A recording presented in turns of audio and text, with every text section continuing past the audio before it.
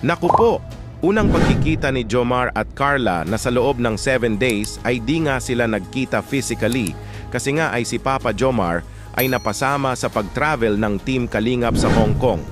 Kaya expected po talaga ng mga viewers na ang muling pagkikita ng dalawa ay ang eksenang sobrang na-miss nila ang isa't isa.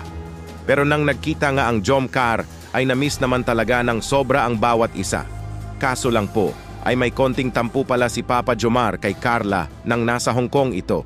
Na inamin nga niya mismo kay Carla kasi nga, ay di man lang daw mag-reply si Carla sa kanya at nag-worry daw po si Papa Jomar kasi nga ay malayo sila sa isa't isa at di man lang daw nag-update si Carla. At ang naging sagot nga ni Carla patungkol dito ay busy po daw talaga siya sa study nito at di daw po niya ito aabalahin pa si Papa Jomar para ma-enjoy nito ang Hong Kong. May video clip nga mga idol patungkol sa lahat ng ito. Bago ko po ipakita, ay shoutout ko po muna ang mga leaders ng Kalingap na sina Kuya Val Santos Matubang, Ate Edna Vlogs at Idol Kalingap Rab. Pati na rin po sa lahat ng members ng Karepa. Suportahan po natin sila palagi. Ito na nga po mga idol ang video clip, panoorin nyo po. Hello? Hello? Ay, hello. Kumusta? Mawalis ka ba? Kumusta? Ayos lang po. Grabe. Isang linggo pa lang ako nga wala. Parang lalo kang gumaganda. Hindi. Oo, kaya. Nay! Nandito po pala kayo. Bless po. Asan po si tatay? Kumusta po, Nay? At kung na-miss ko kayo, ha? Hindi ba ako na-miss? Eh? Nabalitaan ko nga po nag-iyak daw kayo. Bakit? Ikaw, dami mo nababalitaan. Kailan mo nabalitaan yun? Sa mga supporters po. Wala yun. Ano lang talaga yun. Siguro, dala ng stress, pagod. Tapos, syempre, namiss kita. Oh, basta mga kita, pinag-initan ka. Bakit? Sa'yo po yun. Para sa'yo ito, dapat sa akin number eh. Para sa'yo yan. Alam mo, medyo nagtatapulong ako sa'yo eh. Kasi nung sa Hong Kong, hindi ka man na-reply, tapos ako sa'yo. Ay, busy lang po. Kasi ayaw rin po kitang abalahin para ma-enjoy nyo yung tulong.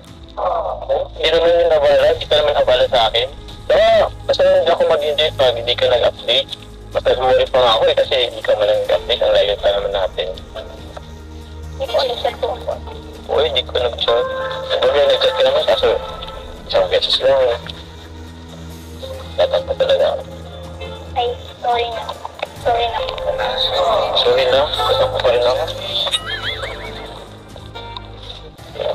Sorry po.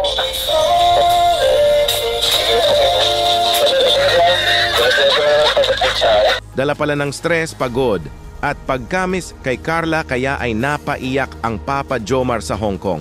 At nag-chat pala si Carla ngunit ay isang beses lang daw nga ito kaya nag-worry si Papa Jomar. May dahilan naman po si Carla patungkol dito at ini-explain naman po niya lahat kay Papa Jomar kaya okay na po ito lahat. At ang request lang pala ni Papa Jomar ay sa susunod na magkahiwalay man sila ay dalas-dalasan na daw ni Carla ang pag-update sa kanya. Grabe dyan mo talaga makikita kung gaano kamahal at kaimportante kay Papa Jomar ang isang Carla. Mahal na mahal niya talaga ito na sobra po talaga itong nag-alala pag di niya alam ang kalagayan ng isang Carla. Ano po masasabi niyo mga idol sa muling pagkita ng Jomcar na may tampo pala si Papa Jomar kay Carla at na-solve naman po nila ito ng maayos? Mag-comment lang po kayo at pag-usapan po natin yan sa comment section.